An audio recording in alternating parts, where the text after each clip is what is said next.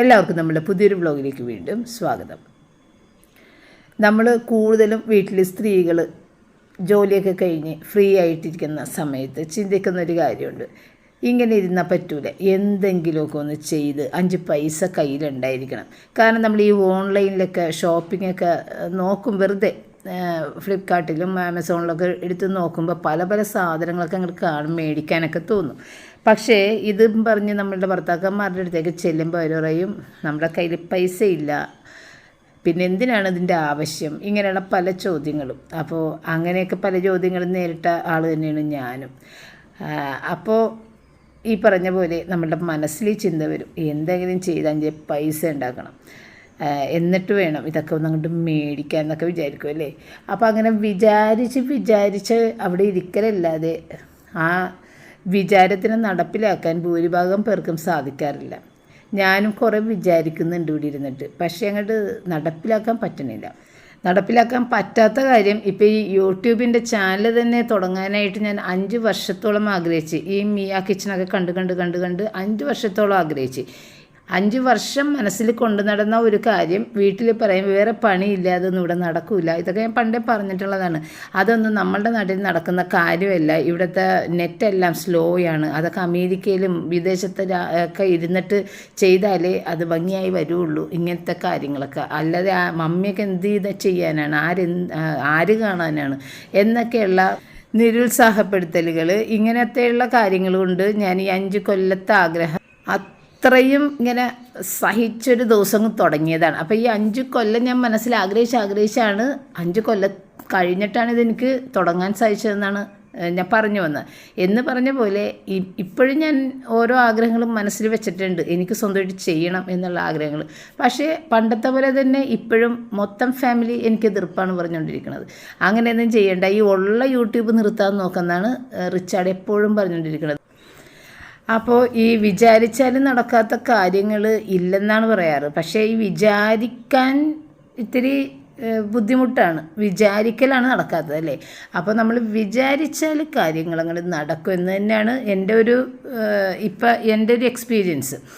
അപ്പം ഞാനും കുറച്ച് കാര്യങ്ങളും മനസ്സിലിങ്ങനെ വിചാരിക്കുന്നുണ്ട്. അത് ഈ പറഞ്ഞ പോലെ ഇപ്പം 5 കൊല്ലം കൊണ്ട് വിചാരിച്ചതാണ് ഇപ്പം നടത്തി കൊണ്ടിരിക്കുന്നത്. അപ്പോൾ ഇപ്പം വിചാരിക്കുന്നത് ഇനി ചിലപ്പോൾ ഒരു 5 കൊല്ലം കൊണ്ടായിരിക്കുള്ളൂ നടത്താൻ സമ്മതിക്കണമെന്ന് ഞാൻ ഓർക്കും. അപ്പം നമ്മളുടെ പ്രായം ഇവിടെ പോയി നിൽക്കും. അപ്പോൾ അതൊരു കാര്യമുണ്ട്. നമ്മൾ ഈ സ്ത്രീകളുടെ ഒരു പാടെന്ന് പറഞ്ഞു കഴിഞ്ഞാൽ മരണം വരെ ഉണ്ടല്ലോ നമ്മളുടെ ഈ വീട്ടു ജോലികൾ. മറ്റേ ആണുങ്ങൾ റിട്ടയർമെൻറ്റ് കഴിഞ്ഞ് വന്ന് വീട്ടിലിരിക്കുമ്പോൾ അവർക്ക് വേറെ ജോലികളൊന്നുമില്ല, വേറെ ഏതെങ്കിലും ജോലിയിലൊക്കെ ഏർപ്പെടാം. നമ്മൾക്ക് അങ്ങനെയല്ല, റിട്ടയർമെൻറ്റും ഇല്ല, ഒന്നുമില്ല, ഈ ജോലി ഇങ്ങനെ ചെയ്തുകൊണ്ടിരിക്കണം. ഇതുകൂടാതെ അടുത്ത ജോലി ചെയ്യണ കാര്യമാണ് ഞാൻ പറഞ്ഞു വന്നത്. അപ്പോൾ ഇന്ന് മുട്ട പുൾസൈ, പാല്, ബ്രെഡ് അങ്ങനത്തെയൊക്കെ കഴിച്ചിട്ട്, അപ്പോൾ ബ്രെഡൊന്നും എനിക്ക് കഴിക്കണത് അത്ര ഇഷ്ടമല്ലാത്തതുകൊണ്ട് ഞാൻ 2-3 കഷ്ണം മാങ്ങ ഫ്രിഡ്ജിൽ പഴയ അന്ന് മേടിച്ച മാങ്ങ തന്നെ എടുത്തു വെച്ചിട്ടുണ്ടായിരുന്നു. അത് എടുത്ത് മധുരമിടാതെ ജ്യൂസ് അടിച്ചിട്ട് ഇത്തിരി ഐസ്ക്രീമും കൂടി ചേർത്ത് കഴിച്ചതാണ് കേട്ടോ. അങ്ങനെ ഇന്നത്തെ ദിവസം എന്ന് പറഞ്ഞു കഴിഞ്ഞാൽ ഒരു സാധനം വീട്ടിലില്ല വെക്കാനായിട്ട്. കഴിഞ്ഞ ദിവസം നമ്മൾ പരിപ്പാണ് വെച്ചിട്ടുണ്ടാകുന്നത്. അപ്പം അങ്ങനെ ഇവിടെ അടുത്ത ദിവസങ്ങളിലും പരിപ്പ് കടല അങ്ങനെ വെച്ച് കഴിഞ്ഞാൽ ഇവിടെ കഴിക്കില്ല. ഇപ്പം ഇന്നലെ തന്നെ പരിപ്പ് വെച്ച ദിവസം രാത്രി ആയപ്പോഴത്തേക്കും ഇവിടെ ഇത് പുറത്തുനിന്ന് വാങ്ങിച്ചിട്ട് കുട്ടികൾ കഴിച്ചപ്പോൾ അത് കാണുമ്പോഴത്തേക്കും എനിക്കൊരു ബുദ്ധിമുട്ടാണ് കേട്ടോ. പനീറിൻ്റെ കറിയും ഗോബി മഞ്ചൂരിയനൊക്കെ മേടിച്ചിട്ടാണ് അവർ കഴിച്ചിട്ടുണ്ടായിരുന്നത്. റിച്ചാർഡ് മേടിച്ചിട്ട് ഞങ്ങൾക്കൊക്കെ തന്ന് കഴിക്കാനായിട്ട്. അതിപ്പോഴും ഫ്രിഡ്ജിൽ ബാക്കിയിരിപ്പുണ്ട്, പനീറിൻ്റെ ഒരു ബട്ടർ മസാല. അപ്പോൾ ഇന്ന് ഏതായാലും ഇവിടെ നിന്ന് തന്നെ കുട്ടികൾ കഴിക്കണമെന്നുള്ള ഒരു ചിന്തയിൽ ഞാൻ ഇത്തിരി ബീഫ് ഓർഡർ ചെയ്ത് റിച്ചാർഡിന് വേറെ ഒരു സാധനം കൂടി കൂട്ടത്തിൽ ഉണ്ടാക്കാമെന്ന് വിചാരിച്ച്. അപ്പോൾ ഇന്നത്തെ ബീഫ് കറിക്ക് വേണ്ടിയിട്ടുള്ള വഴറ്റാനുള്ള കാര്യങ്ങളൊക്കെ ഞാൻ ചെയ്തുകൊണ്ടിരിക്കുകയാണ്. ഇന്ന് എനിക്ക് ടൈം കിട്ടിയിട്ടുണ്ടായിരുന്നു ഇങ്ങനെ ചെയ്യാൻ വേണ്ടിയിട്ട്. കാരണം സാധാരണ നമ്മൾ വഴറ്റി അതിനകത്തേക്ക് തന്നെ വേവിച്ച ചിക്കൻ ബീഫ് ഇട്ടിട്ടാണ് വെക്കുന്നത്. ഇത് ഞാൻ വഴറ്റി പൊടികളൊക്കെ ഇട്ടതിന് ശേഷം മിക്സിയിൽ അരച്ചിട്ടാണ് വെക്കുന്നത്. അത് നല്ല ടേസ്റ്റുള്ള ഒരു കറിയാണ്. അപ്പോൾ ഇന്ന് സമയം കിട്ടിയതുകൊണ്ട് അങ്ങനെ ചെയ്യാനുണ്ട്. അപ്പോൾ പച്ചമുളക്, ഇഞ്ചി, വെളുത്തുള്ളി, സവാള എല്ലാം നല്ലതായിട്ട് തന്നെ വെളിച്ചെണ്ണയിലൊന്ന് മൊരിയിച്ച് എടുത്തിട്ട് അതിൻ്റെ അകത്തോട്ട് പൊടികളും കൂടി ചേർത്ത് കൊടുക്കണം. മല്ലിപ്പൊടി കൂടുതലാണ് എടുത്തേക്കുന്നത്, ഏറ്റവും കൂടുതൽ മല്ലിപ്പൊടിയാണ്. അതിൻ്റെ താഴെ മുളക് പൊടി, പിന്നെ കുരുമുളക് പൊടി, ഗരം മസാല, മഞ്ഞൾപ്പൊടി, ഇത്തിരി പെരിഞ്ജീരകത്തിൻ്റെ പൊടി. ഇത്രയേ ഉള്ളൂ. അപ്പോൾ അത്രയും സാധനങ്ങൾ ഇതിനകത്തേക്ക് ഇട്ടിട്ട്, അപ്പോൾ എണ്ണ കുറച്ചാണ് ഞാൻ എടുത്തത്. കാരണം ഇനിയും ഇതിനകത്ത് താളിച്ച് ഇത്തിരി എണ്ണയും കൂടി നമ്മൾ ചേർക്കും. അപ്പോൾ കൂടുതൽ എണ്ണ പോകാതിരിക്കാനായിട്ട് ഞാൻ അധികം അങ്ങോട്ട് എണ്ണയിൽ എടുത്തിട്ടില്ല. എന്നിട്ട് അതിനങ്ങോട്ട് മാറ്റി വെക്കണേനെ. ഇനി ഇത് തണുത്തിട്ട് നമ്മൾ മിക്സിയിൽ അരച്ചിട്ട് ഒന്നും കൂടി താളിച്ചിട്ടാണ് വെക്കണത്. അപ്പോൾ നമ്മളുടെ ബീഫില്ലേ, രാവിലെ ഞാൻ ഓർഡർ ചെയ്ത് കഴിഞ്ഞപ്പോഴത്തേക്കും, രാവിലെ എന്ന് പറഞ്ഞാൽ 6:30 മണിയൊക്കെ ആയപ്പോഴത്തേക്കും വിളിച്ചതാണ്. ആ സമയത്ത് ബീഫ് അവിടെ തീർന്നു കഴിഞ്ഞ്. അപ്പോൾ 2 കിലോ ബീഫ് വേണമെന്ന് പറഞ്ഞപ്പോഴത്തേക്കും അവിടെ ഉണ്ടായിരുന്ന തീർന്ന ആ ഒരു പീസ് അങ്ങനെ തന്നെ കൊണ്ടുവന്ന് തന്നാണ് 2.5 കിലോ. അപ്പോൾ അതാണ് ഇപ്പോഴത്തെ അവസ്ഥ. എപ്പോഴും പെട്ടെന്ന് ബീഫ് തീർന്നു പോകും, കാരണം നമുക്ക് മീനൊക്കെ വില കൂടുതലായതുകൊണ്ട്. അപ്പോൾ അങ്ങനെ ഞാൻ ഏതായാലും ഈ 2.5 കിലോ ബീഫിനെ മൊത്തത്തിൽ കട്ട് ചെയ്യാനുള്ള നേരമില്ലായിരുന്നു. അതുകൊണ്ട് ഓരോരോ പാത്രത്തിലാക്കി 2 പീസ് വെച്ചിട്ട് അത് ഫ്രീസറിലേക്ക് എടുത്ത് മാറ്റിയിട്ട് ബാക്കി ഞാൻ കുറച്ച് റൂബിക്ക് കട്ട് ചെയ്ത് മാറ്റി പിന്നെ നമ്മൾക്ക് എടുത്തിട്ടാ. അപ്പോൾ ഇന്ന് എന്തായാലും ഉരുളക്കിഴങ്ങിട്ട് കറിയെ വെക്കോളെന്ന് ഞാൻ ഉറപ്പിച്ചിട്ടുണ്ടായിരുന്നു. അതുകൊണ്ട് തന്നെ ആരോടും ചോദിക്കാൻ നിന്നില്ല. അപ്പോൾ ഇന്നിപ്പം ഞാൻ വെക്കുമ്പോഴില്ലേ, ഞാൻ ഇത്തിരി വെള്ളത്തിലോട്ട് മഞ്ഞൾപ്പൊടിയും ഉപ്പും കട്ട് ചെയ്ത ബീഫും ഇട്ടിട്ടാണ് സാധാരണ വേവിച്ചെടുക്കുന്നത്. ഇപ്പം ഞാൻ ഉണ്ടാക്കുന്ന ആ ഒരു റെസിപ്പി അങ്ങനെ ചെയ്യണത് കേട്ടോ. അല്ലെന്നുണ്ടെങ്കിൽ നമ്മൾ പച്ചമുളക്, ഇഞ്ചി, വെളുത്തുള്ളി, സവാള എല്ലാം കൂടി ഇട്ട് വേവിക്കും. ഇത് അങ്ങനെയല്ല. അപ്പോൾ വെറുതെ മഞ്ഞൾപ്പൊടിയും ഉപ്പും ചേർത്തിട്ട് ബീഫ് വേവിച്ചെടുത്താൽ മതി. എങ്കിലും ഇന്ന് ഞാൻ ഒരിത്തിരി മസാലപ്പൊടിയും മുളക് പൊടിയും മഞ്ഞൾപ്പൊടിയും ഒക്കെ ചേർത്തിട്ട് ഇത്തിരി ഉപ്പും കൂടി ചേർത്ത് വെള്ളവും വെച്ചിട്ട് വേവിക്കാൻ വെച്ചേട്ടാ. അപ്പോൾ ഈ ഒരു ബീഫ് കറി എനിക്ക് നല്ല ഇഷ്ടമുള്ള ഒരു ബീഫ് കറിയാണ്. കാരണം ഈ ഇഞ്ചി അങ്ങനത്തെ സംഭവങ്ങളൊക്കെ പെറുക്കിക്കളയേണ്ട കാര്യമില്ല. നല്ലൊരു തിക്ക് ഗ്രേവി ആയിട്ട് നമുക്ക് ചപ്പാത്തിയുടെ കൂട്ടത്തിലും പൊറോട്ടയുടെ കൂട്ടത്തിലൊക്കെ കഴിക്കാൻ നല്ലൊരു ബീഫ് കറിയാണ്. എനിക്ക് നല്ല ഇഷ്ടമാണ് കേട്ടോ. അപ്പോൾ ഇന്ന് സമയം കിട്ടിയത് കൊണ്ട് അങ്ങനെ വഴറ്റി മാറ്റി അവിടെ തണുക്കാനൊക്കെ വെക്കാനായിട്ട് സാധിച്ച്. അല്ലെന്നുണ്ടെങ്കിൽ ഈ തിരക്ക് പിടിച്ച് നമ്മളിങ്ങനെ വഴറ്റിയിട്ട് അത് പിന്നെ മിക്സിയിൽ അരക്കാനുള്ള നേരമൊന്നും കിട്ടൂല, അത് തണുത്ത് വരണ്ടേ. അപ്പോൾ അങ്ങനെയൊക്കെ സാധാരണ കറി ഞാൻ അങ്ങനെ ഉണ്ടാക്കാറില്ല. പിന്നെ റൂബി കുഞ്ഞിൻ്റെ ചിക്കനും ബീഫും മഞ്ഞൾപ്പൊടി ഇട്ടിട്ട് അതും കുഞ്ഞി കുക്കറിൽ ഒന്ന് വേവിച്ച് മാറ്റി. കാരണം ഈ ഉപ്പിടാതെ വേണം വേവിക്കാൻ വേണ്ടിയിട്ടേ. അതുകൊണ്ട് സെപ്പറേറ്റ് അവൾക്കും വേവിച്ച്. ആ സമയത്ത് ഇത് തണുത്ത് വന്നിട്ടുണ്ട്. ഇനിയിപ്പോൾ അത് മിക്സിയുടെ ജാറിലേക്ക് ഇത്തിരി വെള്ളം ഒഴിച്ചിട്ട് അരച്ചെടുക്കണം. എന്നിട്ട് നമ്മൾ ഇനി ഇതിനെ വഴറ്റിയെടുക്കണം കേട്ടോ. ആ വെള്ളമൊക്കെ വറ്റിച്ചെടുക്കണം, വഴറ്റി അങ്ങനെ എന്നിട്ടാണ് ഇതിനകത്തേക്ക് ഈ വേവിച്ച ബീഫ് ഇട്ടിട്ട് ഉരുളക്കിഴങ്ങൊക്കെ ഇട്ട് കുറച്ച് നേരം മൂടി വെച്ച് ഉരുളക്കിഴങ്ങ് വെന്ത് ചാറ് കുറുകുന്ന സമയത്ത് ഇത് ഓഫ് ചെയ്യുന്നത്. അപ്പോൾ ഇന്നത്തെ ബീഫിൻ്റെ അകത്ത് കുറച്ച് വെള്ളം കൂടുതലുണ്ടായിരുന്നു. എങ്കിലും അത് കളഞ്ഞില്ല, ഞാൻ മൊത്തത്തിൽ ഇതിനകത്തേക്ക് ഒഴിച്ചിട്ടാണ്. അപ്പോൾ ഇന്ന് എൻ്റെ കയ്യിൽ തക്കാളി തീർന്നിരിക്കണേന്ന്. അപ്പോൾ സാധാരണ ഞാൻ ഈ കറി ഉണ്ടാക്കുമ്പോൾ ഈ അരപ്പിടുന്നതിന് മുൻപ് വെളിച്ചെണ്ണ ഒഴിച്ച് അതിനകത്തേക്ക് വേപ്പിലയും തക്കാളിയും ഒന്ന് പതിയെ ഒന്ന് വേവിക്കാതെ പതിയെ ഒന്ന് വഴറ്റിയിട്ടെടുക്കും. ഒട്ടും വേഗരുത്, ഒന്ന് പതിയെ ഒന്നായിട്ട് എടുത്ത് മാറ്റും. അത് കറി വെച്ച് കഴിഞ്ഞിട്ട് അതിന് മീതയിൽ ഇട്ട് ഒന്ന് ഗാർണിഷ് ചെയ്ത് എടുക്കുമ്പോൾ കാണാനും ഭംഗിയാണ്, നല്ലൊരു ഫ്ലേവറുമാണ്. ആ തക്കാളി എടുത്ത് കഴിക്കാനും നല്ല ടേസ്റ്റാണ്. പക്ഷേ ഇതെൻ്റെ കയ്യിൽ തക്കാളി ഉണ്ടായിരുന്നില്ല. അപ്പോൾ ഏതായാലും ഞാൻ ഈ അരപ്പ് താളിച്ച് അതിൻ്റെ അകത്ത് അത് വെള്ളം ഇത് വറ്റി എണ്ണ തെളിഞ്ഞ് വന്നപ്പോഴത്തേക്കും അതിനകത്തേക്ക് നമ്മൾ ബീഫ് ഈ പറഞ്ഞ പോലെ വെള്ളം കൂടുതലുണ്ട് ബീഫിൽ. എങ്കിലും ബീഫ് ഒരുപാട് വെന്ത് പോകാത്തതുകൊണ്ട് നമുക്ക് വെള്ളം വറ്റിച്ചെടുക്കാം. അപ്പോൾ ബീഫ് കൂടുതൽ വെന്ത് പോയിട്ടുണ്ടെങ്കിൽ വെള്ളം വറ്റിച്ചെടുക്കുമ്പോൾ കൂടുതൽ വേകും. അപ്പോൾ ഇന്ന് ഏതായാലും അങ്ങനെ കുഴപ്പമില്ലാത്തതുകൊണ്ട് ഞാനത് വേഗം എല്ലാ വെള്ളവും തന്നെ ഒഴിച്ചു. പിന്നെ വേറൊരു ഉദ്ദേശം കൂടി എനിക്കുണ്ട്. റോജറിന് ഇതുപോലെ കറി വെക്കുമ്പോൾ ഇതിനെ കൂട്ടിയിട്ട് പുട്ട് കഴിക്കുന്നത് ഇഷ്ടമാണ്. പക്ഷെ അത് ഉച്ചക്ക് കൊടുക്കുന്നത് ഇഷ്ടമല്ല, രാത്രി കൊടുക്കുന്നതാണ് ഇഷ്ടം. അപ്പോൾ അതുകൂടി കണക്കൂട്ടിയിട്ടാണ് ഞാൻ ഈ കറി വെക്കണത് കേട്ടോ. അപ്പോൾ നമ്മൾ കറി വെച്ച് കഴിഞ്ഞ് ഇനിയിപ്പോൾ അതവിടെ ചെറിയ തീയിൽ കിടന്നിട്ട് അങ്ങനെ ആയിക്കോളും. ആ സമയത്താണ് പിന്നെ ഞാൻ റിച്ചാൻ്റെ കാര്യത്തിലേക്ക് കടന്നത്. അപ്പോൾ റിച്ചാർഡ് ഇത് ഇന്ത്യ ഗേറ്റിൻ്റെ റൈസ് മേടിച്ചിട്ടില്ലേ, അപ്പോൾ ആ റൈസ് ഞാനൊരു ഡബ്ബക്കകത്ത് ഇട്ട് വെച്ചിട്ടുണ്ട്. അതാണ് ഇപ്പോൾ എടുത്തത് കേട്ടോ. അത് പിന്നെ എൻ്റെ കയ്യിൽ ജീരകശാല റൈസും വേറെ ഇരിക്കുന്നുണ്ട്. അത് റിച്ചാറിന് ഇപ്പോൾ ഇഷ്ടമില്ല, അതുകൊണ്ട് അതവിടെ മാറ്റി വെച്ചിരിക്കുന്നുണ്ട് ഞാൻ. അപ്പോൾ അത് എടുത്ത് അത് ഒരു 1.5 കപ്പ് റൈസ് എടുത്ത് അത് വേവിക്കാൻ വെച്ച്. പിന്നെ അതിനകത്തേക്ക് വേണ്ട പച്ചക്കറികൾ. പുലാവാണ് നമ്മൾ വെക്കണത്. പുള്ളിക്ക് ഫ്രൈഡ് റൈസാണ് സത്യത്തിൽ കൂടുതൽ ഇഷ്ടം. പക്ഷേ ഫ്രൈഡ് റൈസ് വെക്കാനായിട്ട് എനിക്ക് തോന്നാറില്ല. ഈ സോസ് എല്ലാം ചേർക്കുന്നത് തന്നെ എനിക്ക് അത്ര ഒരു ഇഷ്ടം തോന്നാറില്ല. പിന്നെ എന്നുണ്ടെങ്കിൽ അവന് റൈസ് നല്ല ഫ്രൈ ആയിട്ട് കിട്ടുകയും ചെയ്യണം. പുറത്ത് കിട്ടുന്ന പോലെ ഇത്തിരി ഫ്രൈ ആയിട്ട് കിട്ടണം റൈസ്. അത് എന്നെ സംബന്ധിച്ച് എനിക്കതൊരു വലിയ പണിയായിട്ടാണ് തോന്നുന്നത്. അതുകൊണ്ട് ഞാൻ അങ്ങനെ അധികം ചെയ്യാറില്ല. അപ്പോൾ ഞാൻ പറയടാ, അത് ഹെൽത്ത് പരമായി നോക്കിയാലും അതത്ര നല്ലതല്ലടാ എന്ന് പറയുമ്പോഴാണ് അന്നേ വേണ്ടിട്ടാന്ന് പറയും. അപ്പോൾ ഈ പച്ചക്കറികൾ ഇപ്പോൾ കുറച്ചിട്ടാൽ മതി എന്നാണ് പുള്ളി പറഞ്ഞത്. അതുകൊണ്ട് ഇതേ കുറച്ചിട്ടപ്പോൾ വളരെ കുറവായിപ്പോയി തോന്നുന്നുണ്ട്. എന്നിട്ട് അതിനകത്തേക്ക് വെളുത്തുള്ളി ഇഞ്ചി പേസ്റ്റ് ഇത്തിരി ബിരിയാണി മസാല വളരെ കുറച്ചിട്ടാ, അല്ലെങ്കിൽ ബിരിയാണി പോലെ ഇപ്പോൾ ബിരിയാണി മസാല വളരെ കുറച്ച് ചേർത്തിട്ട് ഇത് വേവിച്ച റൈസിൻ്റെ അകത്തേക്ക് ഇട്ടിട്ട് മിക്സ് ചെയ്യണം. അതാണ് അവന് ഇഷ്ടം. കളറ് മാറാൻ പാടില്ല. റൈസ് വെള്ള കളറിലിരിക്കണതാണ് അവനിഷ്ടം. അപ്പോൾ ഇല്ലേ, ഇതിന് വേണ്ടിയിട്ടൊരു പനീർ കറി ഉണ്ടാക്കാനായിട്ട് ഞാനില്ലേ കുറച്ച് വെള്ളത്തിൻ്റെ അകത്തേക്ക് വറ്റൽമുളക് മുഴുവനോടെ ഉണ്ടെങ്കിൽ അത് കുതിർത്ത് ചേർക്കുകയാണ് ചെയ്യേണ്ടത്. എൻ്റെ കയ്യിൽ ഇല്ലാത്തതുകൊണ്ട് കാശ്മീരി ചില്ലി പൗഡർ ചേർത്ത്, പിന്നെ അതിനകത്തേക്ക് മല്ലിയിലയുടെ തണ്ടും ചേർത്ത്, പിന്നെ കുറച്ച് വെളുത്തുള്ളി, ഒരു കുടം വെളുത്തുള്ളി തന്നെ എടുത്തിട്ടുണ്ട്. അതൊന്ന് അരച്ചവിടെ വെച്ചിട്ടുണ്ട് കേട്ടോ, കൂടുതൽ വെള്ളത്തിൽ. അപ്പോൾ നമ്മളുടെ പനീർ ഓരോ ദിവസമില്ല ഇരിക്കണത്. അപ്പോൾ അത് എടുത്തില്ലെന്നുണ്ടെങ്കിൽ ചിലപ്പോൾ അത് കഴിച്ചു പോകും. റിച്ചാനും വേണ്ടെന്നാണ് പറഞ്ഞുകൊണ്ടിരിക്കണമെങ്കിൽ ഞാൻ അവനോട് ചോദിക്കാതെ ഇങ്ങനെ ഉണ്ടാക്കി.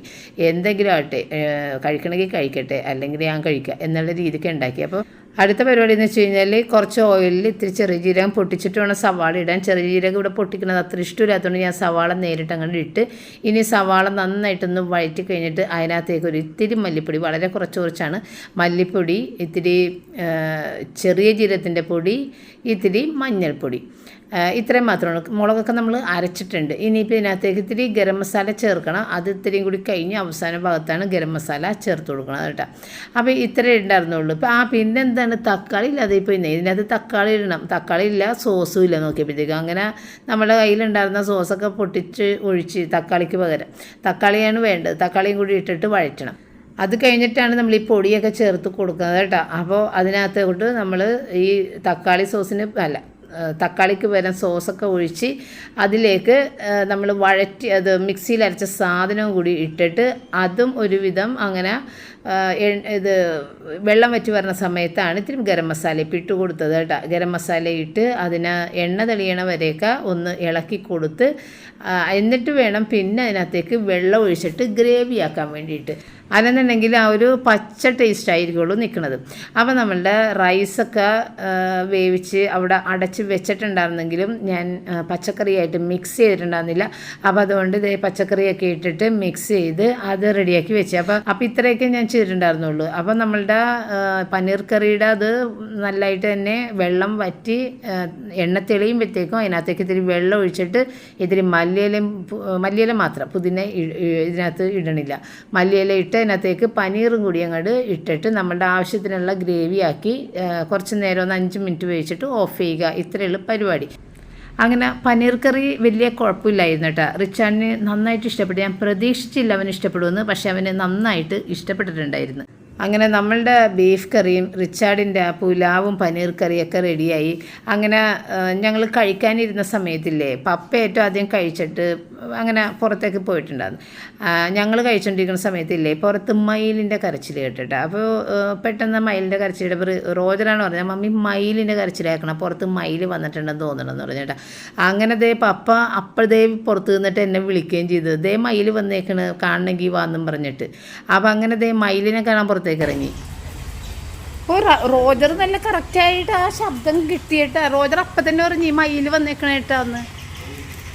എവിടെ മോളിലാ? എവിടെ കാണാൻ പറ്റുന്നില്ല.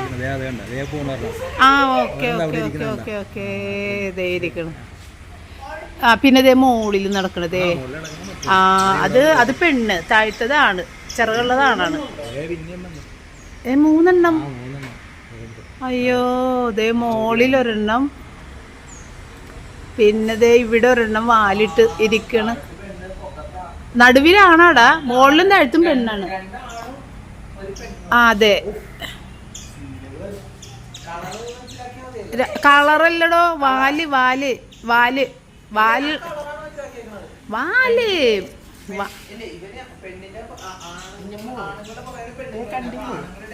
എടോ അതെ വാലുള്ളതാണ്, അത്രേ ഉള്ളൂ, അതിൽ വേറെ സംശയമൊന്നുമില്ല.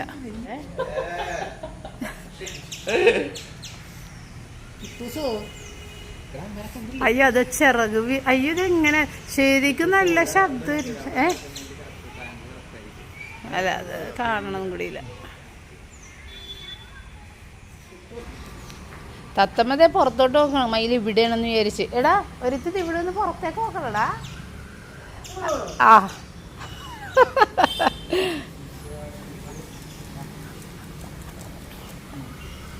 എന്താന്ന് മനസ്സിലായിട്ടില്ല, നോക്കണേണ്. ആരാണിപ്പ വന്നത്?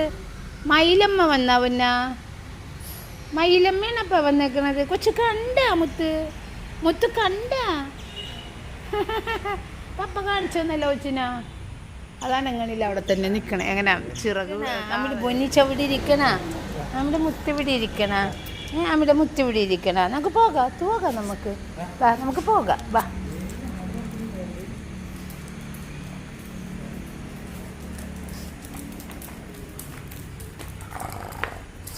വാ ചൂടെടുത്തിട്ട് ചെയ്യാം. അങ്ങനെ പിന്നെ നമ്മൾ അത് ചായയൊക്കെ ഇട്ട് കുടിച്ച് വൈകുന്നേരത്തെ കാര്യങ്ങൾ കഴിഞ്ഞ് നമ്മളുടെ പ്രെയർ കഴിഞ്ഞ് ആ സമയത്താണ് ഇത് നമ്മൾ ഇൻസ്റ്റാമാർട്ടിൽ നിന്ന് ഈ തേങ്ങ റോജറിന് പുട്ടുണ്ടാക്കണ്ടേ, തേങ്ങ ചിരണ്ടിയത് ഓർഡർ ചെയ്തത് കേട്ടോ. അപ്പോൾ അതിന് 50 രൂപയാണ് ഈ തേങ്ങ. 200 ഗ്രാമിന് 75 രൂപയാണ്. 75 രൂപയെന്ന് തോന്നുന്നുണ്ട് കേട്ടോ. 200 ഗ്രാം തേങ്ങ ചിരണ്ടിയത്. ഈ ഒരു ചെറിയ ഡബ്ബയാണെങ്കിലും അതിനകത്ത് കുത്തി നിറച്ച് അടിച്ചിങ്ങനെ വെച്ചേക്കണേണ് കേട്ടോ. അതുകൊണ്ട് തന്നെ നമ്മൾ കാണുമ്പോൾ കുറവാണെങ്കിലും കൊട്ടിയിട്ടിട്ട് അത് ഒന്ന് കൈവച്ചൊന്ന് അതിൻ്റെ കട്ടകൾ മാറ്റിയാൽ കുറച്ചധികം തേങ്ങയുണ്ട് കേട്ടോ. ഇങ്ങനെ കാണുമ്പോൾ ഇത് ഞാനിങ്ങനെ എടുക്കാൻ നോക്കിയപ്പോഴാണ് ഇത് കല്ലുപോലെ ഇങ്ങനെ അമർന്നിരിക്കണേണെന്ന് മനസ്സിലായത് കേട്ടോ.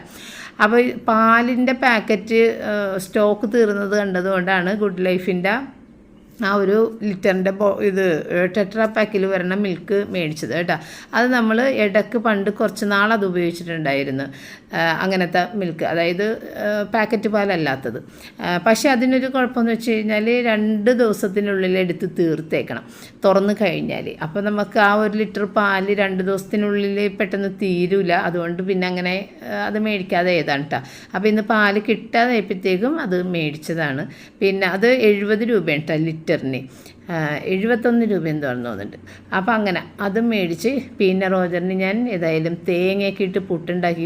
തേങ്ങ ഇല്ലാതെ ഇരുന്നിട്ട് തേങ്ങയുടെ ആ സ്മെല്ല് വന്നപ്പോഴുള്ള ആ ഒരു അയ്യോ എന്ത് നല്ല സ്മെല്ലായിരുന്നെന്നറിയാമോ തേങ്ങക്ക്. അതിശയം തോന്നിപ്പോയി. നമുക്ക് എന്ത് സാധനങ്ങളും ഇല്ലേ ഒരുപാടുണ്ടെങ്കിൽ നമ്മൾ അതിൻ്റെ വില അറിയില്ലെന്ന് ഞാൻ മനസ്സിലാക്കി. റിച്ചാർഡിന് ഭയങ്കര കോമഡിയായിരുന്നു. മമ്മി പുട്ട് ഉണ്ടാക്കുമ്പോൾ എന്തിനാണ് തേങ്ങ ഇടണമെന്ന് ചോദിച്ച് എപ്പോഴും ഇങ്ങനെ പറയും, വേണ്ട തേങ്ങ ഇടണ്ടെന്നൊക്കെ പറയും കേട്ടോ റിച്ചാർഡ്. പക്ഷേ മമ്മി ഈ തേങ്ങക്ക് ഇത്രയും രുചിയുള്ള സാധനമാണ്, ഈ പുട്ടിന് രുചി കൊടുക്കുന്നത് തേങ്ങയാണെന്നൊക്കെ എനിക്ക് ഇപ്പോഴാണ് മനസ്സിലായത് എന്നൊക്കെയാണ് ഇപ്പോൾ റിച്ചാർഡ് പറഞ്ഞത്. അങ്ങനെയാണ് നമുക്ക് എന്തെങ്കിലും സാധനം ഇല്ലാതെ കേൾക്കണം, എന്നാലേ അതിൻ്റെ വില അറിയുള്ളൂ. ഇപ്പം നല്ല വില അറിഞ്ഞുവിടാം. അപ്പോൾ ഇല്ലേ നമ്മളുടെ ഈ ഒരു ഡ്രെയിൻ സ്ട്രെയിനർ ഈ സിങ്കിൻ്റെ നടുക്കത്തെ ഓവില്ലേ അത് പുതിയതാണ് വെച്ചേക്കണത്. കാരണം പഴയത് അടിവശത്ത് പ്ലാസ്റ്റിക് ആയതുകൊണ്ട് തന്നെ എലി കയറി കാനേന്ന് ഇങ്ങനെ കുഴലിൽ കൂടി കയറി വന്നിട്ട് അത് കടിച്ച് പൊട്ടിച്ചതുകൊണ്ട് പാപ്പ പുതിയ ഡ്രെയിൻ സ്ട്രെയിനറാണ് ഈ വെച്ചേക്കുന്നത്. അപ്പോൾ ഇതിൻ്റെ അടിയിൽ കപ്പ് സ്റ്റീൽ തന്നെയാണ്. എലി കയറി കടിച്ചാലും പൊട്ടാതിരിക്കാനാണ് സ്റ്റീലിൻ്റെയൊക്കെ വെച്ചേക്കുന്നത്. പക്ഷേ ഇത് വെച്ചിട്ട് കുറേയധികം ദിവസമായിട്ടാണ്. മിക്കവാറും വെള്ളം പോകാതെ ബ്ലോക്ക് ആകുന്നുണ്ട്. ഉള്ളിൽ എന്തോ ഒരു എയർ ലോക്ക് അങ്ങനെ എന്തോ ഒരു സംഭവം വന്നിട്ടാണത്, അല്ലാതെ വേസ്റ്റ് കയറിയിട്ടില്ല.